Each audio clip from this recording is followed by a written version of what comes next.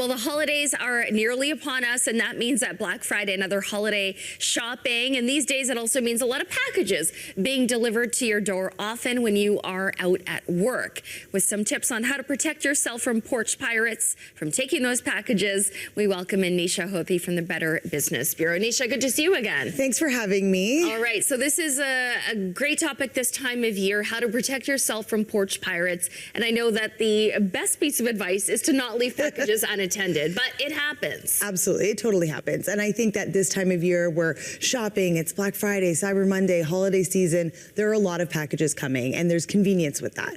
But I always say you got to think the other side of it. So about 10% of Canadians reported last year having a package stolen. And so that's more than not, right? That was up from 2023. And so when you think about that, it's happening more and more often.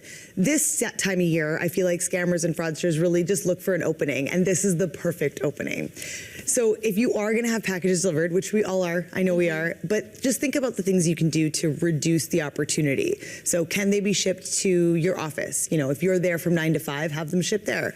Can they be shipped to someone else that you know is home? Family member, friend, etc. I know it's not as convenient like the post office, but still you know that it's there. The other is if it's really valuable, insurance is important, or a signature upon receipt. That way you know that it's actually been received. Yeah, and another thing might help is just like if you know the package has arrived, you're going to be a couple hours till you get there, maybe ask a neighbor or somebody else to grab it. Do you recommend that as well? Absolutely. Like if there's someone you trust in the area, do that. Also, sometimes people have those boxes for packages, which at least helps visually deter that there is something there, because when someone walks by and sees a whole slew of boxes or packages, it's just so easy, right? Let me knock up, like let me pretend to go knock on your door, grab a package, walk away. Yeah, and do you find that you're getting more thefts reported at like condo buildings where, you know, they might be left at a front entrance, or is it primarily at, you know, single detached homes? You know, that's a really good question. It's not one that I have high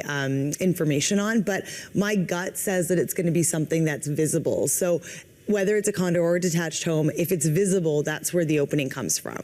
Now, some companies you mentioned, they can request a signature. Absolutely. Is that something that you can proactively ask for as well? Absolutely, and you can change the delivery instructions. So for example, if you're using a courier, FedEx, UPS, etc., they will allow you to change the settings to say that I'd like a signature or I'd like someone to sign for it when received.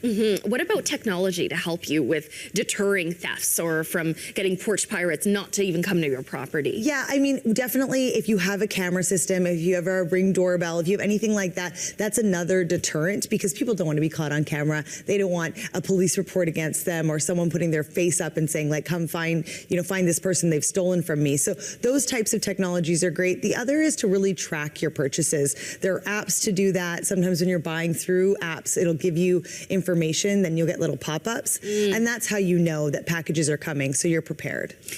This must be a huge cost to the economy. Huge, massive. Yeah, so what do you know, when it comes to actually, you know, you've been a victim, it's happened to you, what are the best steps to go through? Yeah, this is really important. I mean, you want to kind of go backwards immediately, like get the tracking number, check for any pictures from the delivery company or the courier to ensure that it was delivered to your home and not another home.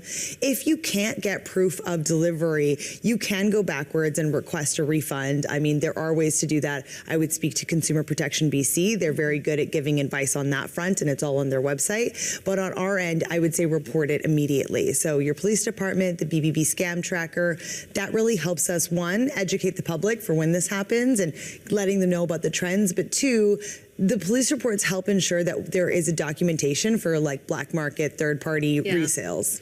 All right, fantastic information, Neesha. Pardon me. Thank you so much for joining us this morning. It's a Tuesday. It's a Tuesday.